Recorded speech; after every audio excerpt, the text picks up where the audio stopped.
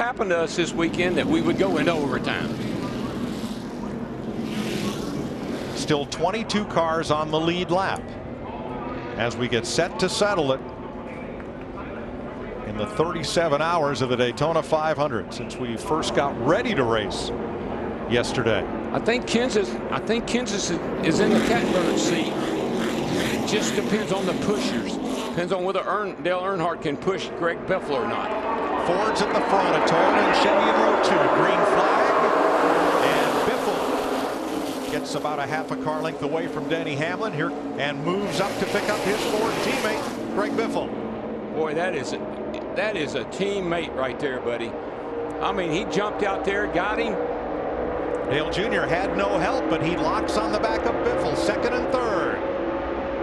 I don't think it'll do Dale Jr. any good because I don't think Biffle's going to go anywhere. If he's a team player like Kansas has been, he'll sit right there. They've got a lap and a half to find out. Now, they come off of turn 4 and Dale Jr. is still pushing him. Could be a whole different story. I'd say things might pick up. They're looking for the white flag this time. Once we get into this lap, if anything should happen down in turn 1 or 2 or 3 and 4, it's over. Three-car breakaway. Junior tucked up tight under the bumper of Biffle. Kenseth leads to turn 1, final lap. Denny Hamlin in the 11s there with no one to push him.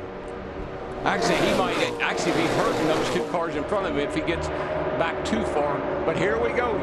If it's going to happen pretty quick. We've seen where the timing of where you do it is so critical. Those 2 cars, the 16 and the 88, should be able to get by Kansas if Biffle elects to take the chance. Ford Chevrolet off the final corner. Matt Kenseth trying to win it for the second time. Here comes Junior to the outside. Side by side with Kenseth. He runs out of time. Matt Kenseth wins the Daytona 500. I tip my hat. I know Matt can't talk to you, but thank you, Jimmy. 2009 Awesome, man. Awesome.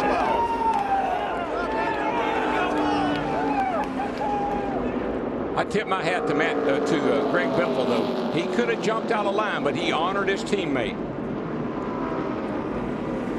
Matt Kenseth's the first driver to repeat as a Daytona 500 champion since Jeff Gordon in 2005. He gets his 22nd career win. Remember how he won the race? Elliott Sadler was leading the race. They go down the back straightaway, and Kenseth just gets the lead, and it starts raining, and the race ends short. Dale Earnhardt Jr. did beat Greg Biffle back to the line to finish second in that 88 car. There's Biffle, who ended up finishing third. Denny Hamlin is fourth. Jeff Burton is fifth. Paul Menard, Kevin Harvick, Carl Edwards up for eighth with a damaged car. Joey Logano and Mark Martin are the top 10.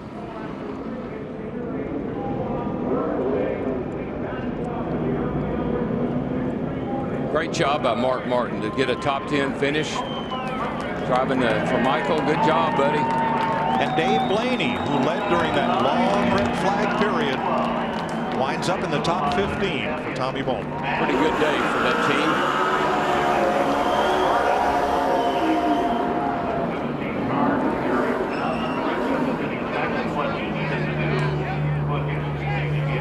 Last time we were here in July, Matt Kenseth pushed his teammate David Reagan to the checkered flag.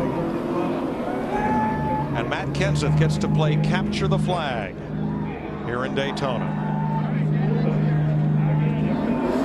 These guys, third, fourth, and fifth, all have new.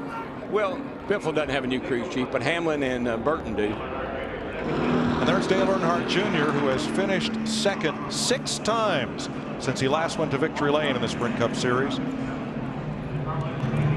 and Greg Biffle share a word after this wild final lap.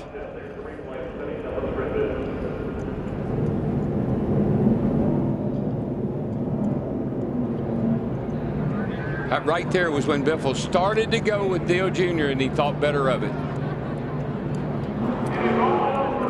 It's a pretty great way for Jack Roush to start off his 25th year in Sprint Cup. Good sign, good thing for Dale Jr. Good sign for Dale Jr. too. Gets a nice second place place finish in the old Diet Dew car. Let's see Carl Edwards coming across the line, even with Joey Logano, and just pipping him by about 6 inches. Nice move by Carl. Whoa. Whoa. Now NASCAR has reviewed that and ruled that Edwards 99 was forced below the yellow line, so no penalty on Edwards. There's Old Faithful. She came through. It's okay now. Seeing the way Matt Kenseth won on Thursday, boy, that made him my pick for a last lap dash tonight. And he didn't disappoint any of his fans this evening. Well, I think the other thing that happened on Thursday was when Greg Biffle bailed on him and tried to block him. And I think they probably had a heart-to-heart after that qualifying race. And I think that's one reason why Biffle hung with him the way he did. You know, before Matt Kenseth turned 16 years old, he told his dad, Roy, he said, let's buy a race car. You drive it, I'll work on it. When I turn 16, I want to drive it. He won his third time. Jimmy Fenning and the Nashville crew have plenty to celebrate. That's not Jimmy Fenning's first Daytona 500 win. He won it in 1988 with Bobby Allison. Steve Burns.